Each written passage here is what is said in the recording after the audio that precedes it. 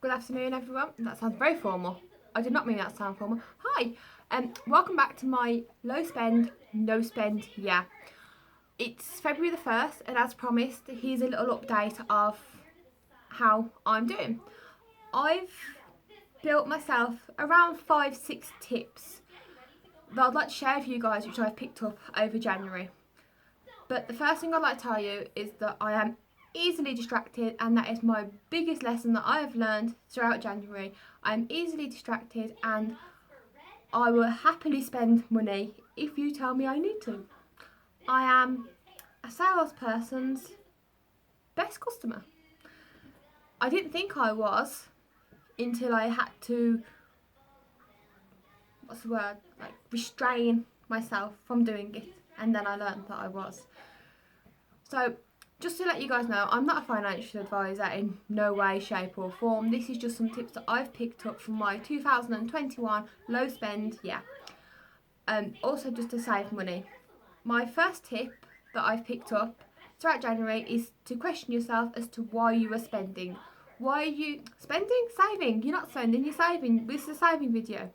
So, first mistake. Oops. So ask yourself, why are you saving? What are you saving for? What are your saving goals? And then share those with people and call that person or people your accountability partners.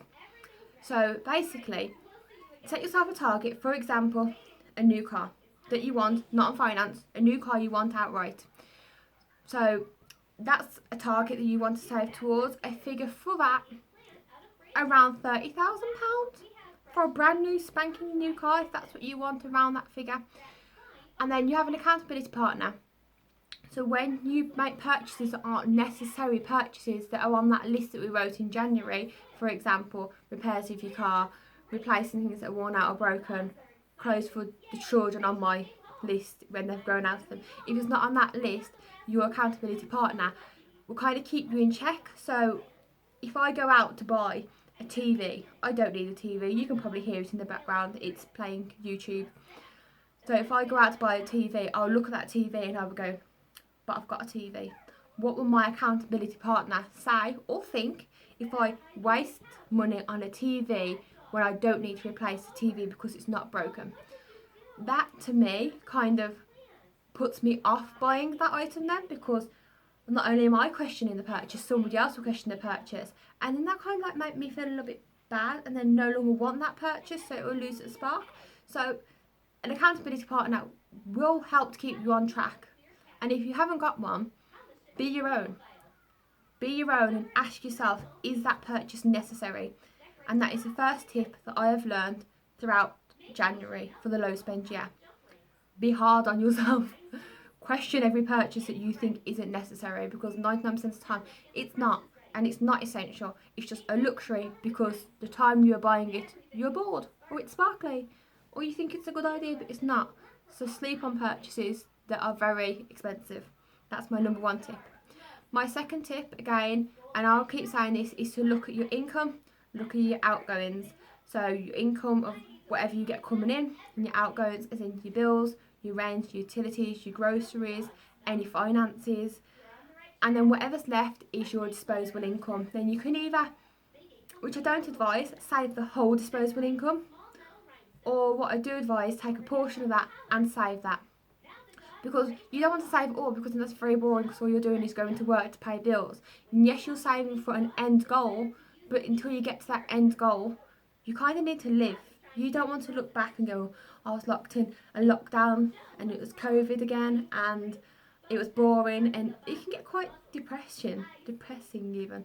If you're a kind of person that shops to cheer yourself up and you're not shopping, then it's a fine line. So me personally, I split my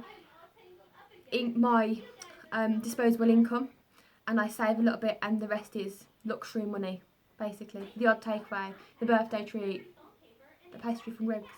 So that is what I do, and that's my second tip. My third tip is to expand your income.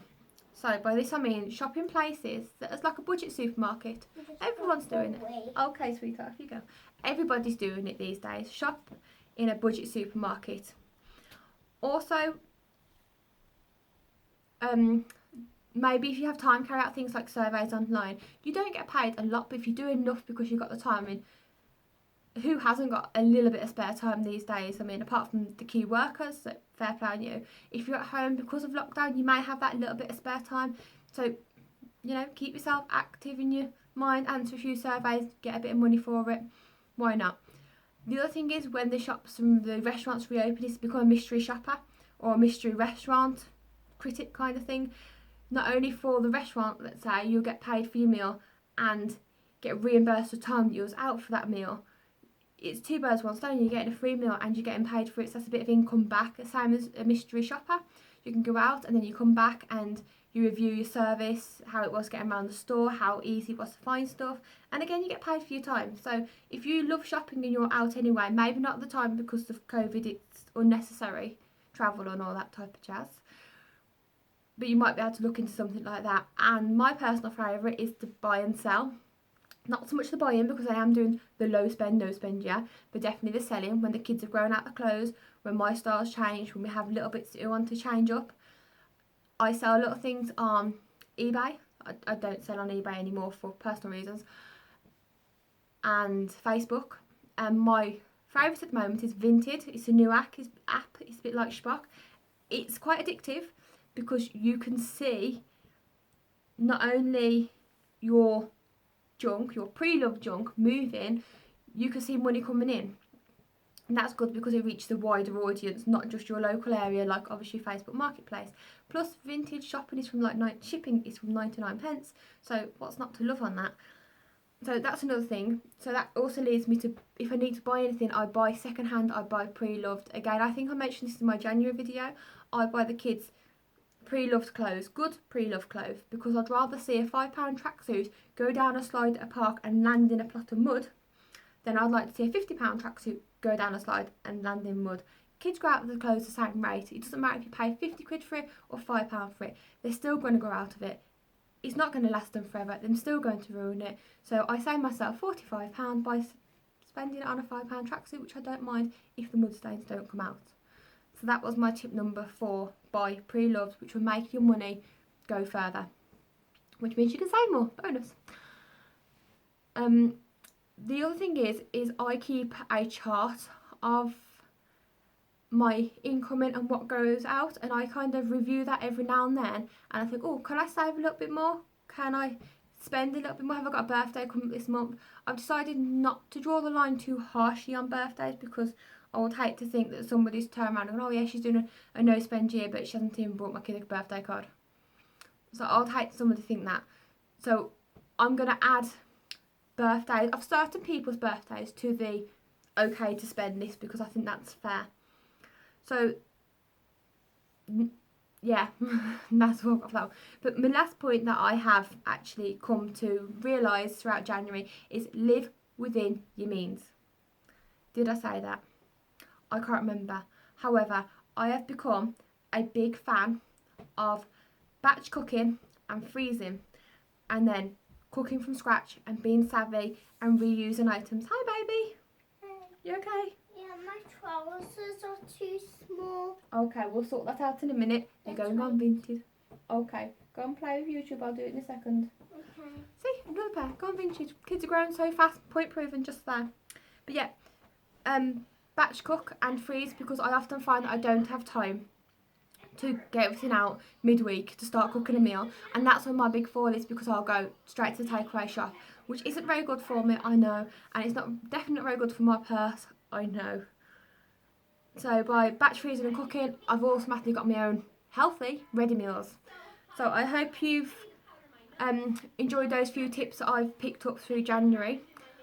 I will check back in soon. I am finding it very difficult because I'm spending a lot of time in the house. I'm watching lots of things on YouTube like hauls, which means I'm convincing myself I need things. So when I go on my essential shop, I will buy things I don't need. I don't need 3 bottles of floor cleaner. I have 3 bottles of floor cleaner, but I don't need 3 bottles of floor cleaner. One lasts forever. But yeah, so I am trying to stop myself from watching too many haul videos, because I am a sucker. I do actually convince myself that I need everything that I've seen, although I need none of it. None of it. An example. I have an example right here. Watch. saw this. This is before lockdown. On a haul video, somebody had brought this. It's like take me pepper out. It's like a napkin. Little thing that sits on your table. It matches nothing. Nothing. I mean, it's quite pretty, but it matches nothing. It just sits there. And do you know what? Nobody actually uses napkins. They're still actually in the packet. They've been in the packet for a year. An unnecessary purchase. I didn't need it, but I've got it. So I can get talked into stuff easy. So yeah. So I'll check back in a bit.